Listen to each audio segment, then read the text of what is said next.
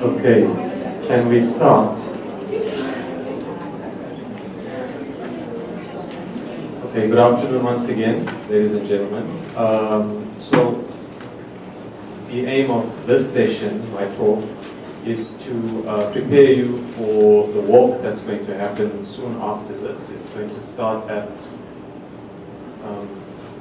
5 o'clock? Is that what it says on the... Okay. So we'll talk a little bit more about the practicalities, logistics of it at the end of this, about buses and transport and parking. I'll take any questions. So can I just get an indication here of who's planning on coming to the walk? This is the biggest walk I've ever done. Let's see how it goes. Okay. All right, so this walk has emerged out of the mapping work that I've been doing in District 6 over many years. I teach in geomatics, as I said earlier on, and for those of you who don't know, geomatics is an umbrella term. It covers the sub-disciplines of land surveying, GIS, also cartography, photogrammetry, remote sensing, etc.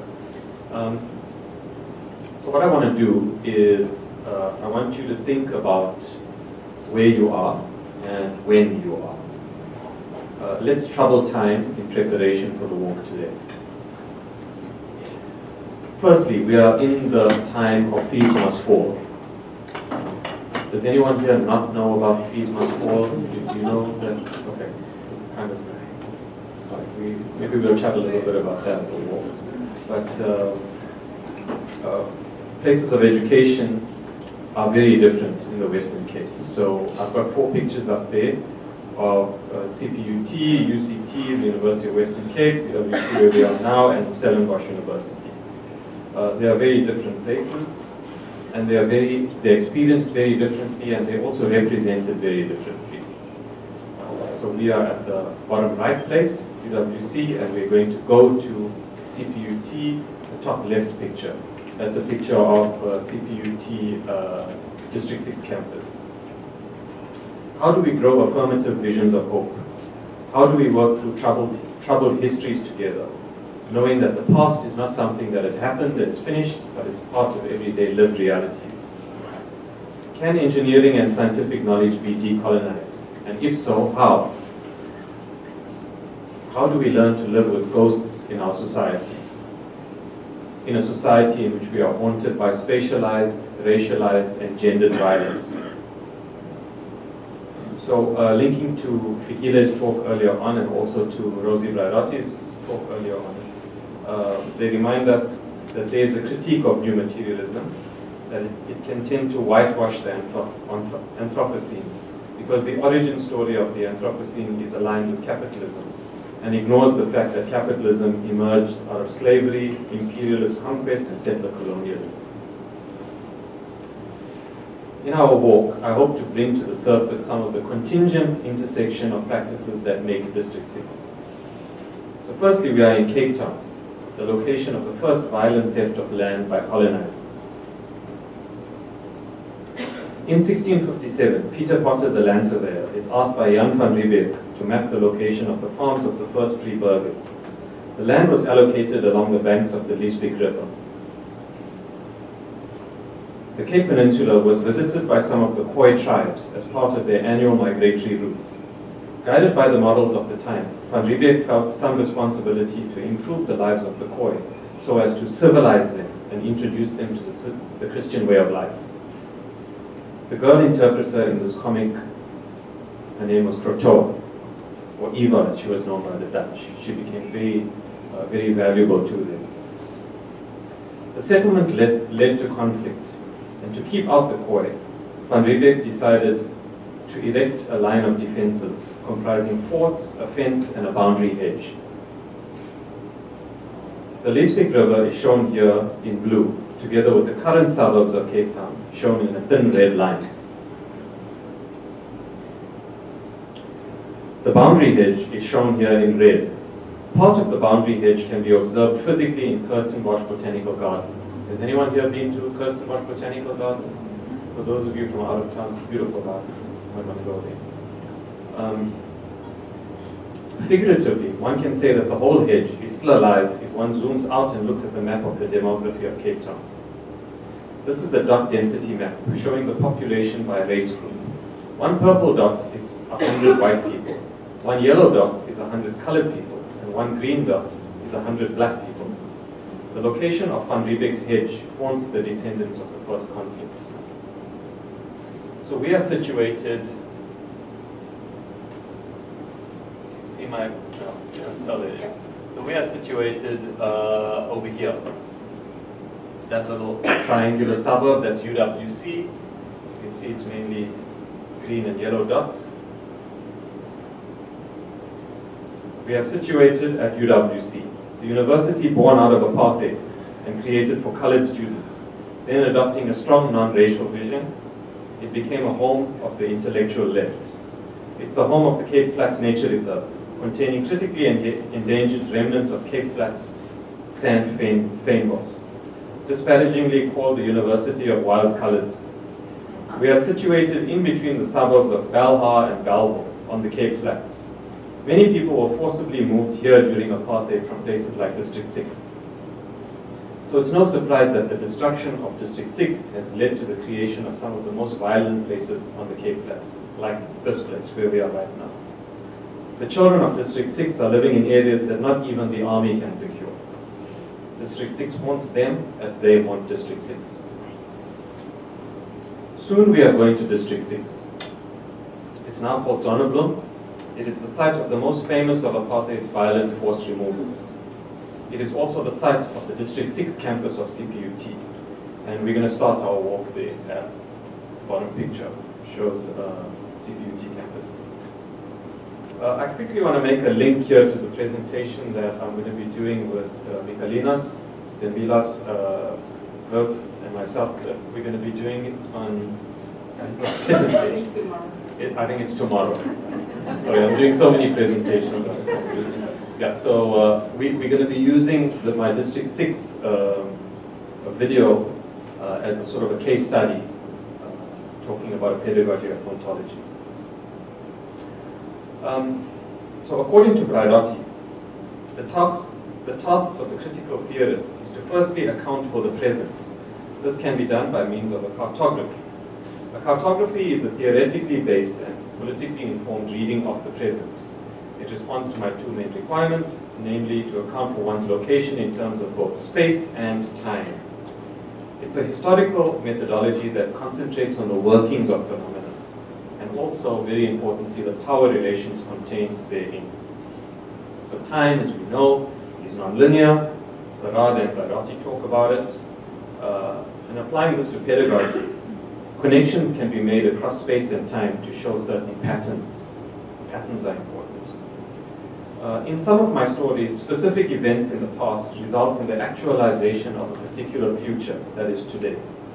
It is useful to identify gestures to the future in the past.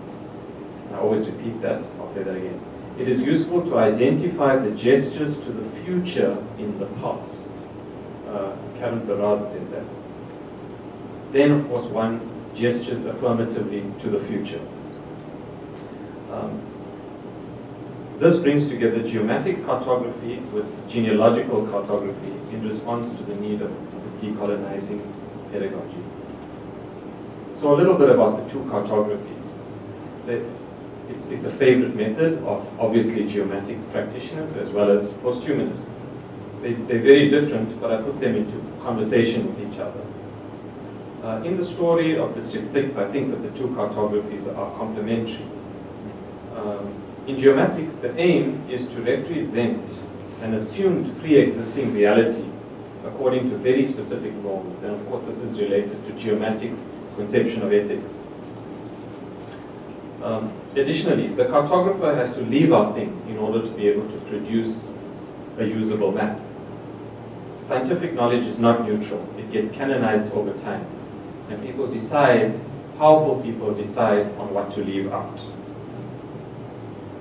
Geomatics practitioners, as I said earlier on, are not very good at speculation. We are good representers, not designers. In a posthumanist analysis, on the other hand, a map is set up containing various kinds of data produced by a multiplicity of elements. Like in 1,000 Plateaus, there are sections which could be read separately or in a non-linear fashion. The cartography draws, not writes. Deleuze and Guattari say that a map is oriented towards an experimentation in contact with the real. It fosters connections between fields, removal of blockages on bodies without organs. It is itself part of a rhizome. Okay, so one of the stories I tell in my class is the story of District 6. So I've been mapping the site of District 6 over many years. I used to lecture on the District 6 campus, but then after the merger of CPUT, what happened is that Cape Technicon, which was a white Technicon, merged with Peninsula Technicon, which was a colored Technicon, and they became CPUT. And us who were working in the engineering faculty in Cape Town were forcibly removed, like coloreds many years ago, to Belleville. So we're now based in Belleville. When I was still lecturing on this campus, I asked myself the question, what used to exist here before? I know that I'm in District 6, yet I felt kind of unsettled. I didn't really, the architecture of the place didn't feel like District 6. Then I realized that I could answer these questions using the technology I teach. And I've put together a whole lot of mapping data over many years, and I'd like to play you a video. Some of you have already seen my video, but I think it's worthwhile just playing it again. Let me just try and do something here.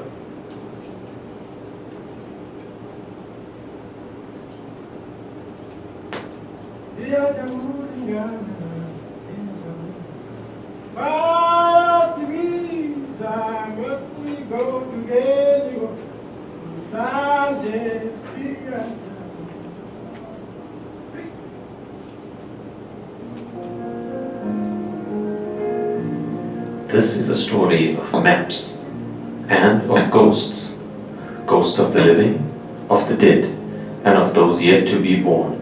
South Africa has a long history of contestation. During colonial times and apartheid, indigenous, black and other people were moved around the country at the will of the racist government. Acts like the Natives Land Act and others were precursors to the notorious Group Areas Act. The Group Areas Act was proposed, conceived and systematized by MAPS. This map, entitled The Model Apartheid City, provided guidelines on how to segregate cities and towns across the country. White group areas were separated from all other group areas by means of barriers such as railway lines or industrial areas. The plan was effectively and violently implemented, and we are still haunted by this map today. Probably the most iconic site of apartheid's forced removals is in Cape Town. It was called District 6. The outline of the old District 6 is shown here in red. This was the area that was proclaimed a whites-only area in 1966.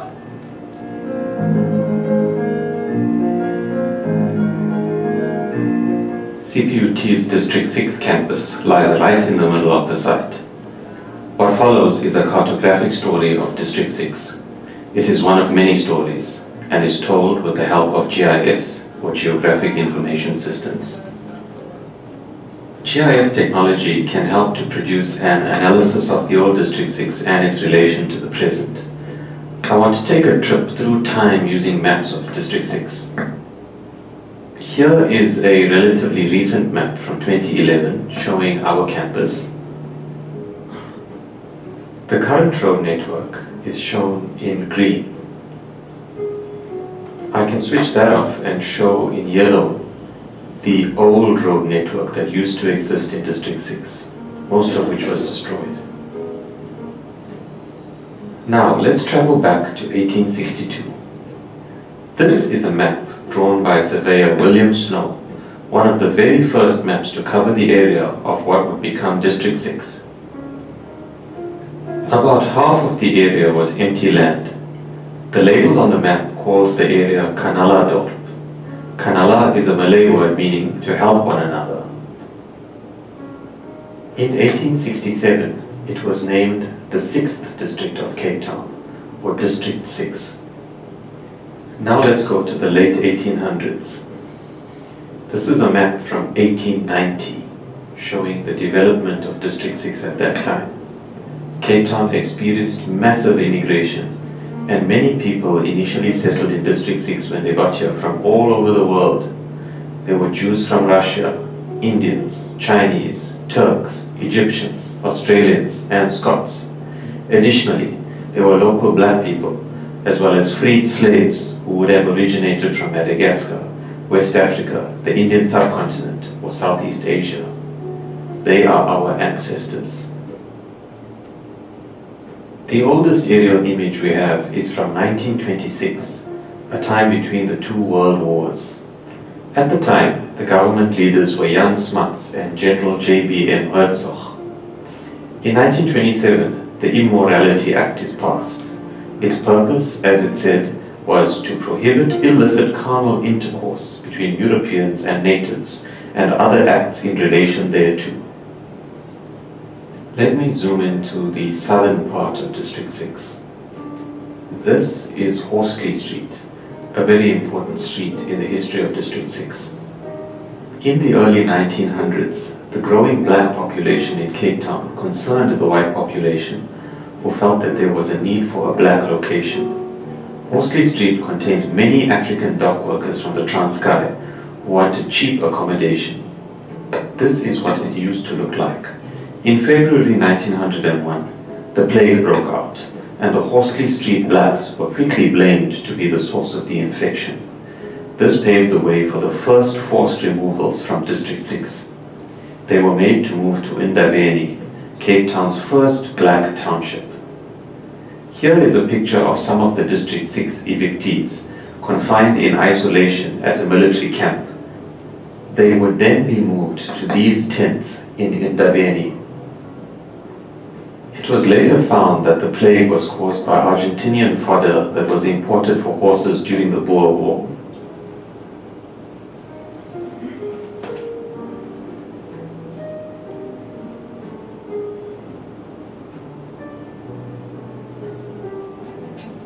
Behind campus, there is still a part of the original Horsley Street.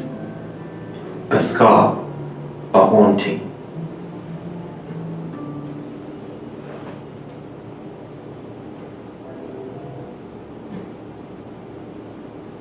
Here are the remains of Horsley Street today. It sits there, in a state of limbo, surrounded by bush growing on the rubble of the houses that were demolished over 40 years ago. In present-day Cape Town, there is a co-presence of multiple time zones, and we are still haunted by actions from over a century ago. Now let's go back to the GIS software. The next date to visit is 1945, just after World War II. South Africa was called the Union of South Africa. The Cape Town municipality had started to make plans to demolish houses in District 6 under slum clearance. It was around this time that Sissy Gould served on the Cape Town City Council. A woman ahead of her time, she was called Cape Town's Joan of Arc. She was the first black woman in the country to serve in local government and represented District 6 in the 1930s, 40s and 50s. This was remarkable, considering that this was during a time when she did not have the right to vote. Let's go forward to 1953. As you can see, District 6 was fully built, and in 1953, the residents of District 6 did not know what was about to hit them. Some of the most repressive apartheid laws were promulgated in the 1950s, such as the Group Areas Act, the Natives Resettlement Act, and the Reservation of Separate Communities Act. By means of the Population Registration Act, new identities were imposed upon people. People were now officially white, native, or colored. Colored was the most ambiguous term, comprising 7 categories. This new classification scheme gave voice to some and ghostly silence to others. By the early 1960s, although it was a crowded inner city area, it had a vibe that is still spoken about today.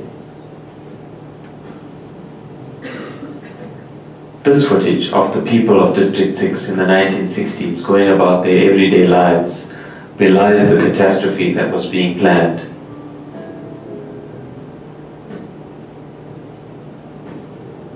This is what District 6 looked like back then. Everyday reality was about to become haunting memory.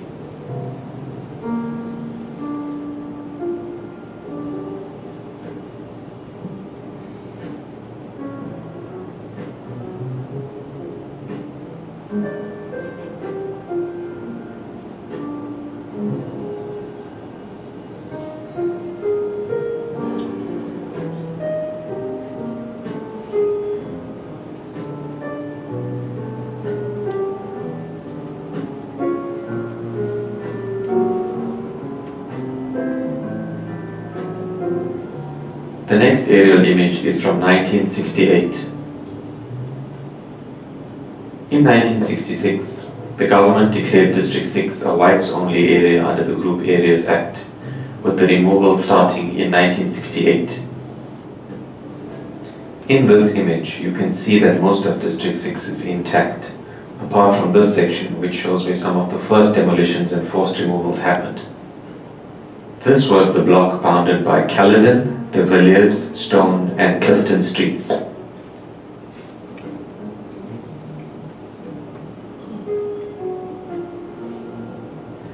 If I swipe the current imagery, you can see that it correlates to the location of the engineering building of CPUT.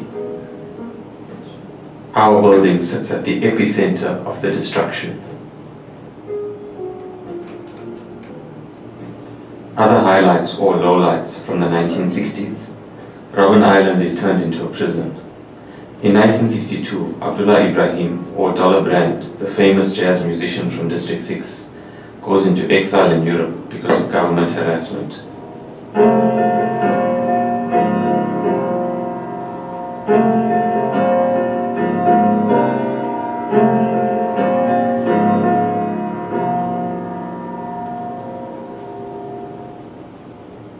Now let's go to 1977. By the late 1970s, the destruction and demolition of District 6 was in full effect.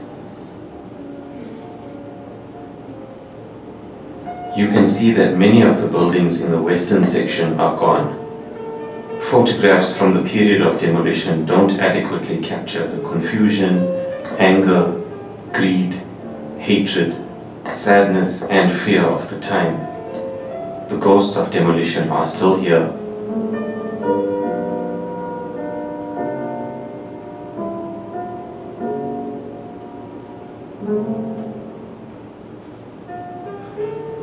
What else happened in the 1970s? The 1970 Bantu Homeland Citizenship Act strips blacks of their South African citizenship. Blacks were made to carry the despised passbooks or dompas when traveling outside the homelands. Hundreds of thousands of people per year are arrested for pass law offences. In 1978, P.W. Botha replaces John Vorster as Prime Minister. 1978 was International Anti-Apartheid Year. A year before, Steve Biko was murdered in police detention.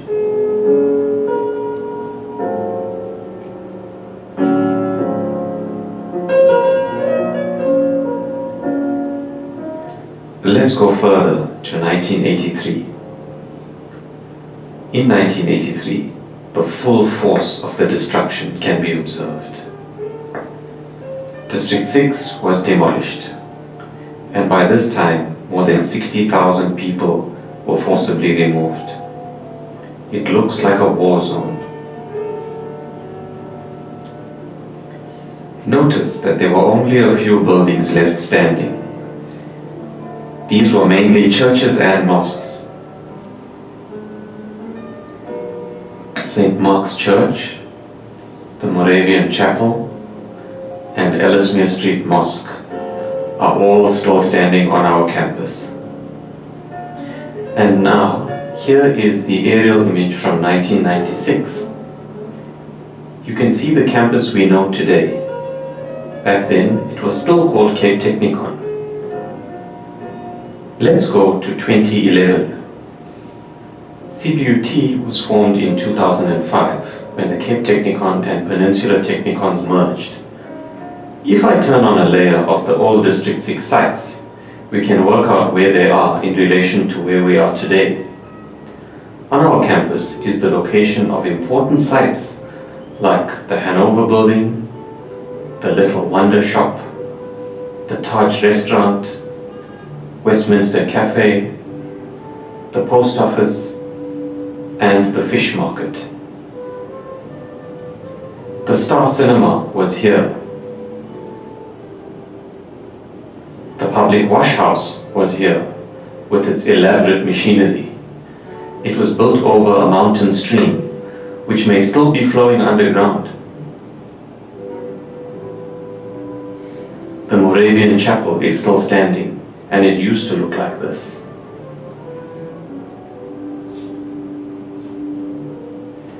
This is the location of the 7 Steps, perhaps the most iconic site of District 6. It was situated at the corner of Hanover Lane and Hanover Street. It was the very heart of District 6, and right now it is situated near an entrance to the admin building. Here is the rather sad-looking location of the 7 Steps today. Just outside the admin building is St. Mark's Church, which is still standing today, surrounded by CPUT. We have been carrying out some collaborative research with St. Mark's Church, mapping baptismal records. Based on information contained in the baptismal records, we are able to put dots on the map, representing the homes of babies who were baptized at St. Mark's Church. Each yellow dot represents the location of a baby who was baptized in the 1950s. Every one of these babies were uprooted from their homes and were forced to move. This big green dot is Esther Cottle, who was one of the babies baptized in 1942. She lived at 70 de Villiers Street in this house, which was demolished. Here is a picture of Esther today. She is holding up her baptismal record in St. Mark's Church. After being forced to move to Mitchell's Plain, Esther contemplated leaving St. Mark's Church, thinking that it was a possibility she would no longer be able to attend. It wasn't long after the removals that her longing to return to her beloved church grew enough, and she and her children would make the long train ride between Mitchell's Plain and District 6. She did this for 32 years. District 6 is a contested space. More than 60,000 lives were directly affected, being forced to move away from home. The building of the Cape Technikon was a slap in the face of the children of District 6. However, CPUT caters to many poor and rural students who travel far from all over South Africa to Cape Town. They come to study at CPUT and stay at one of the residences in District 6. They are afforded the opportunity to live in and enjoy the Cape Town CBD, an opportunity that would not have been possible had there not been a campus here. This is only one story of the place that people came to know as District 6, and the university that came to be known as CPUT. CPUT can be seen as it is now, sitting at the foot of Table Mountain, or if we look close enough, we can sense the ghosts of this place. We must not ignore the ghosts of the past as we make maps of the present. In our cartographies, what gestures are we making to the ghosts of the future?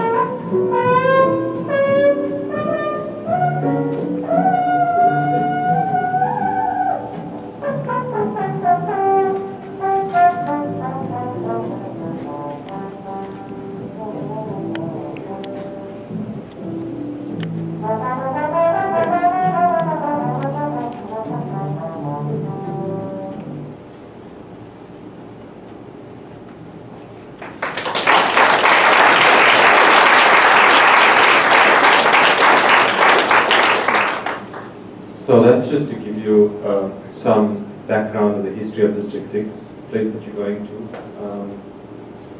And of course I show this to my students, what's going on in this video. And it's ostensibly about maps and about history, but of course it's focused elsewhere. Right? Biology talks about the feminist politics of location, which are situated and accountable knowledge practices. GIS brings forth the ghosts of apartheid, colonialism, racism, and oppression.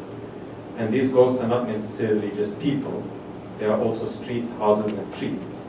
So the hauntings are material. Another map. So here's a map of the model apartheid city on the left. And on the right, I've got a map of the white population of Cape Town. And this is a map of the black population of Cape Town. I'll just switch between the two. White, black, black. So in the white population, the darkest red represents 8 to 15,000 people. And here, the darkest red represents 40 to 70,000 people. Here's another map of colored population of Cape Town.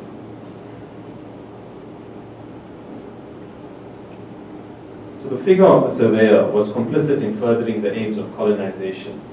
J.B. Harley, who was perhaps the most famous critical cartographer, said, "Surveyors marched alongside soldiers, initially mapping for reconnaissance, then for general information, and eventually as a tool of pacification, civilization, and exploitation in the defined colonies."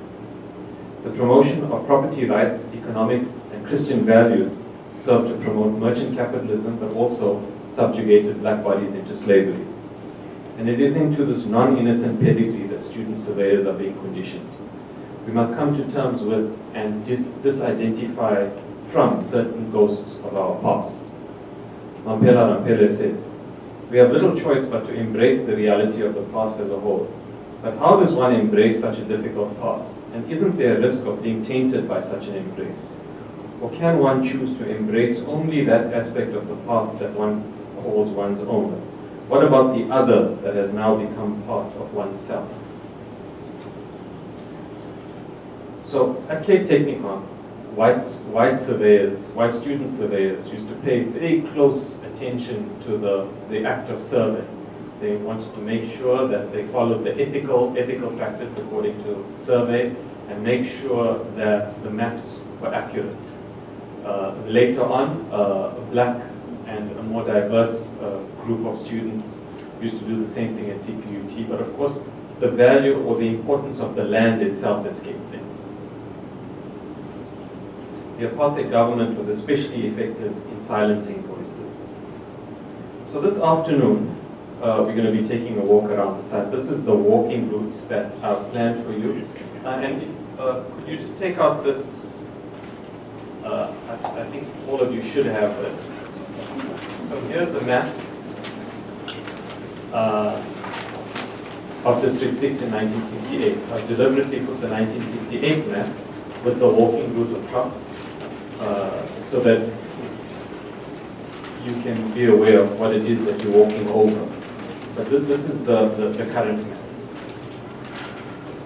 map. So the walk is approximately 2 kilometers, and we're going to be walking past some of the important sites that used to exist. So we're going to start, if you look at your map, well, I'll show you here. So you know, I'm hoping that this is not going to be a sort of a guided tour where I'm going to be doing all the talking. I'm hoping that you feel the site and maybe other people can contribute to it. I know some of you are connected to District 6 in some way. Can I see, by show of hands, if anyone here is related to District 6 in any way? Yes? Okay, I know your hand is Roseanne. How are you related to District 6? I'm sure, so my research and my family come from District 6. Okay, your family was from District 6? Which street? You know? Tenen. Oh, Tenen Street. Okay. Roseanne, De Villiers Street, right? Okay. De Villiers and Constitution. Oh yeah, Constitution Street. Okay. So, yeah, so what we're going to do is, let me just see if I can zoom in there.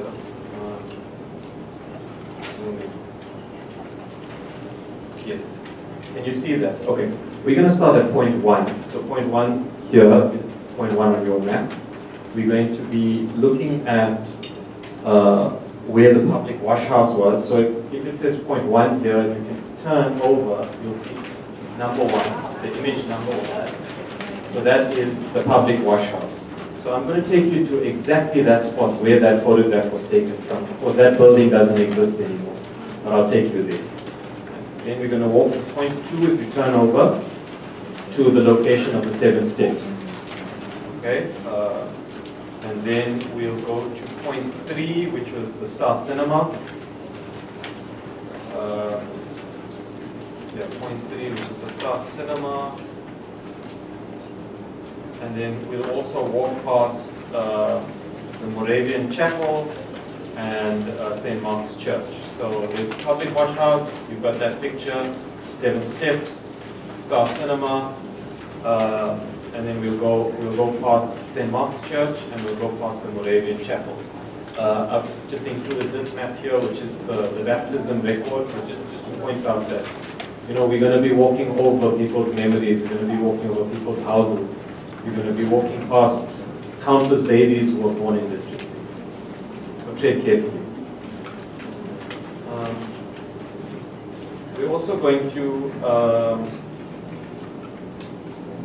stop in front of the Avalon Bioscope. That's going to be point 5. So if you look at picture 5, yeah, that's going to be more or less on Hanover Street. Then we're going to go to point 6, which is the Isaac Ochberg Hall. This hall was home to the UN Group, which is a cultural organization that offered activities such as opera, ballet, and drama. Johar Mosabo performed here. When apartheid came, they were not allowed to perform in front of mixed audiences anymore, and then the building was demolished. Then we'll go to point 7. Point 7 is the, what's point 7? Oh, it's Horsby Street. Okay, so we're actually going to see the remains of Horsby Street. I showed you a picture of that on the video. You'll see the scar on the landscape that was Horsby Street, as I said, important site. Then we will also go past the Tree of Remembrance, point 8, the Tree of Remembrance. So a date seed from Mecca was planted by Khadija Jamie in 1949 in her flower box in front of her house in Milton Street. You can see the tree here on both pictures actually. Here's the baby tree, there it's a little bit bigger.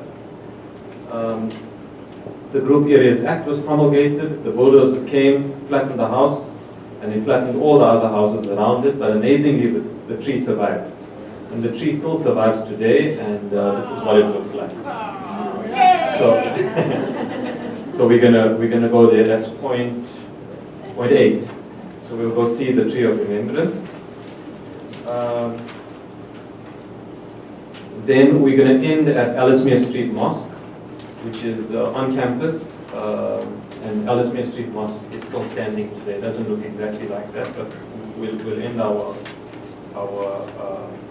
walk there. Then we'll get on the bus and we'll go to the Slave Lodge.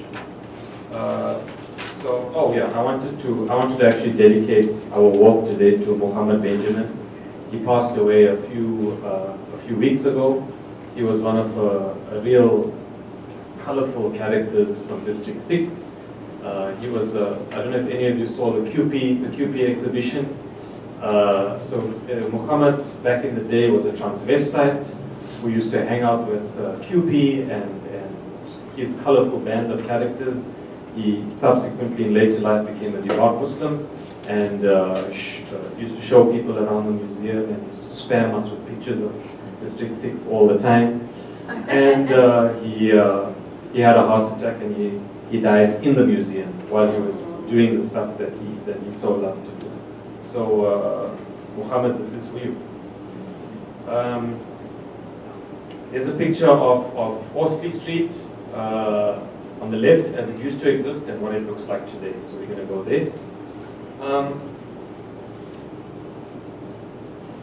Okay, so here's another scene of the Van Riebeeck comic. The middle scene says, "The Hottentots replied that we were sitting on their land and building very fast, never more to leave. Therefore, they would not sell us any more cattle, as we took the best pasture for our cattle. We will have to take more care." And the bottom right scene there says, "Slaves were put in irons again, as it was found some wanted to join the Hottentots." I just want to show you a very short video about that's linked to the boundary wall. I used Donald Trump logic when I prepared this, and I showed the hedge as a 200-meter high wall to see what it would look like today. So that's District 6, and that's the Van Riebeeck's hedge shown as the wall, and this is the view of it from Mitchell's Plain. So you can see that Table Mountain is neatly cut out from the Cape Flats. Let's go back.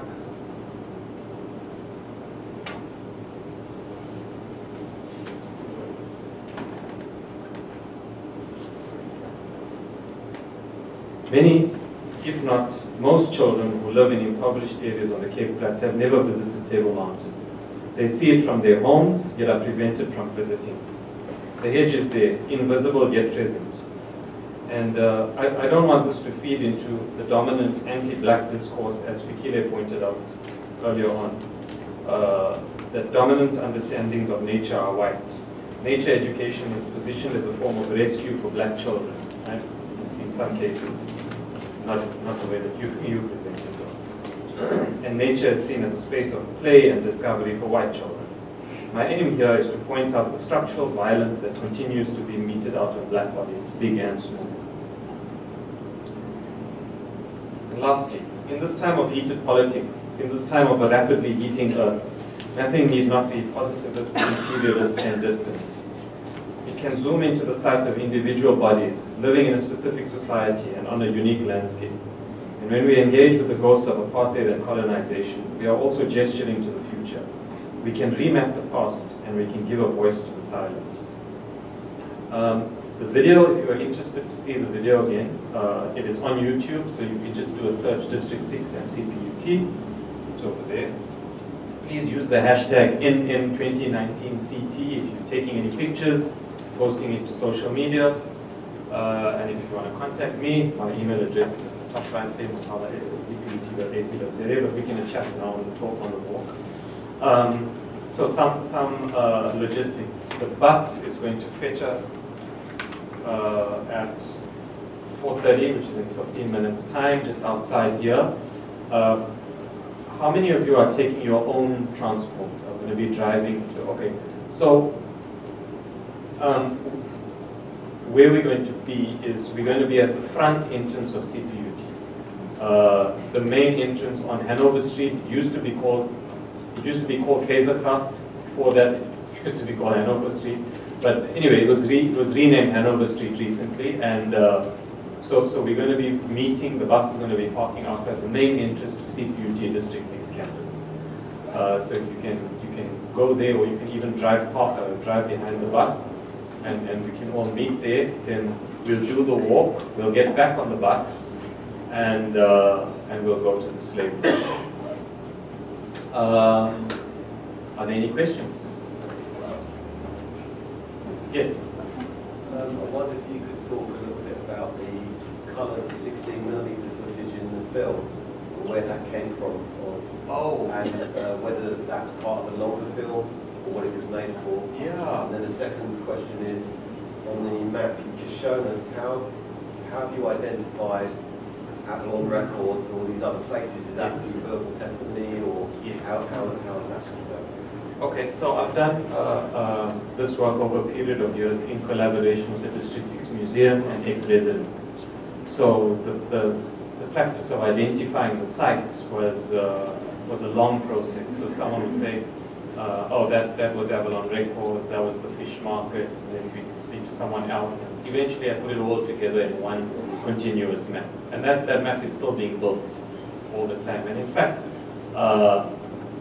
it's interesting to see how people's memory changes over time, because there was I asked a question a few years ago about where the location of the 7 Steps was. Now the 7 Steps is the main site of District 6. That's where everyone got together. It was the middle of town for them.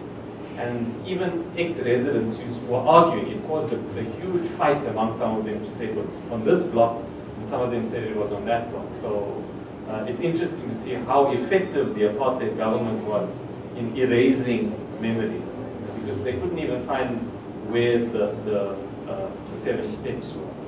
But anyway, I'm pretty sure that my location of the 7 Steps is accurate.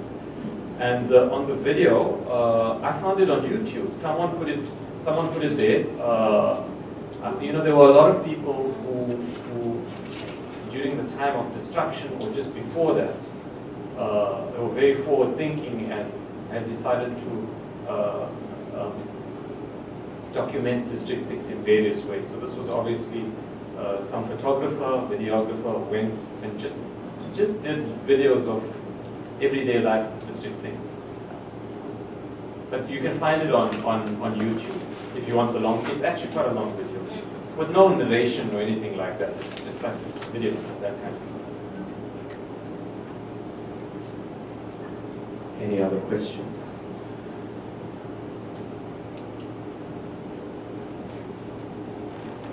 Okay. I hope you're all wearing comfortable shoes. It's not going to be that long a walk, though. But yeah, I look forward to chatting to each of you on the walk. Yes. Sorry, so where should we park our cars? Okay, parking. You can park on Hanover Street outside CPUT campus. There's lots of parking there on the road. You can just park across the road or and then.